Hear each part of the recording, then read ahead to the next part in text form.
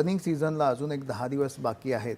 आत्तापर्यंत ज्या कंपन्यांनी रिझल्ट्स हे केले, काय त्याचं इम्प्रेशन वाटतंय आपल्याला? दुसरं मग SBIचे क्वार्टर टू रिझल्ट्स जे आले, त्यातनं प्रचंड त्यांनी ज्याला गायडन्स चांगला दिला आहे आणि त्यात त्यांनी म्हटलं की बाबा प्रायव्हेट कॅपेक्स जसं मग खाजगी गुंतवणूक आता हळूहळू सुरुवात होताना दिसते, त्याचं प्रत्यंतर त्या रिझल्ट्समध्ये सुद्धा दिसतंय. हा सेक्टर कसा वाटतो? त्यात NBFC आल्या, बँक्स, फायनान्शियल सर्व्हिसेस आल्या, जसं फिनटेक सरांनी सांगितलं. हा सेक्टर कसा वाटतो? मी आधी बेसिक रिझल्ट्सवरती सांगतो. सिमेंट कंपन्यांना टर्नओव्हर जास्ती झाल्यामुळे इन्फ्रा ग्रोथ झाल्यामुळे टर्नओव्हरच्या ग्रोथमुळे त्यांचा प्रॉफिट खूप छान दिसतोय.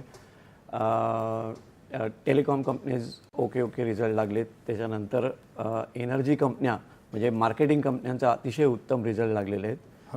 आणि बऱ्याचशा ज्या कंपन्या ज्यांचे इनपुट इज कोल किंवा एनर्जी त्यांनाही चांगला बेनिफिट झालेला आहे. बरोबर आहे. आणि SBI बद्दल बोलता आणि अपकमिंग सेक्टर तुम्ही बघाल तर केमिकलचे सेक्टरमधले रिझल्ट खूप उत्तमरित्या येतात, कारण बेस त्यांचा खूप खराब होता, म्हणजे तिथेही पिकअप होताना दिसतोय. बरोबर. आणि SBIच्या आधी मी काही डेटा पॉईंट सांगतो, त्याच्यावरून तुम्हाला लक्षात येईल की बँकिंग सेक्टर कुठे चाललं आहे.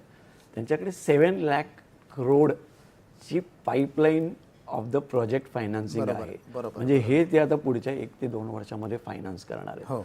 म्हणजे ह्याचा अर्थ त्याचे पुढचे अर्निंग काय येणार आणि सेक्टर मध्ये काय होणार हे पुढे आपल्याला सहजपणे लक्षात येत आहे. बरोबर. त्याचबरोबर आपल्या बेसिक इंडस्ट्रीज जोरात चालू आहेत, नवनवीन इंडस्ट्रीज येत आहेत. जसं म्हणाले फिनटेक अगदी कोपऱ्यापर्यंत पोचतंय.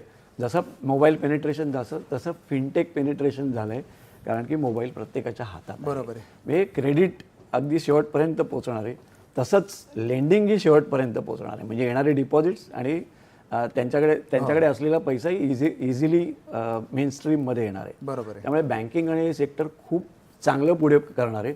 NBFC देखील क्लोजर असल्यामुळे फायनान्स कंपन्यांना आता तो डिपॉझिट आणि लेंडिंगचा जो रेशो होता तो आता चांगल्या पद्धतीने मूव्ह होतोय. त्याच्यामुळे NBFC देखील खूप छान करणार आहेत. आणि SBIचे 100 लाख करोड हे डिपॉझिट आणि ॲडव्हान्सेसमध्ये आहेत. बरोबर. ही एक गोष्ट झाली. आणि ते म्हणतात की आम्ही 20% ऑफ द GDP बिझनेस करणार आहोत.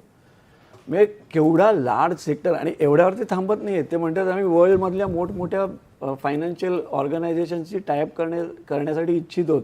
तुम्ही या आमच्याकडे, आम्ही तुम्हाला फंड करणार आहोत. त्याच्याबरोबरच आपली गव्हर्नमेंटही सांगते तुम्ही बाहेरच्या कंपन्यांना ॲक्विजिशनला फायनान्स करा. They are opening doors. फंडिंगमुळे खूप मोठा हे होईल. तर त्याच्यामुळे हा सेक्टर तुफानी आहे असं म्हणायला हरकत नाही. कृष्ण, तू सांगतोयस ते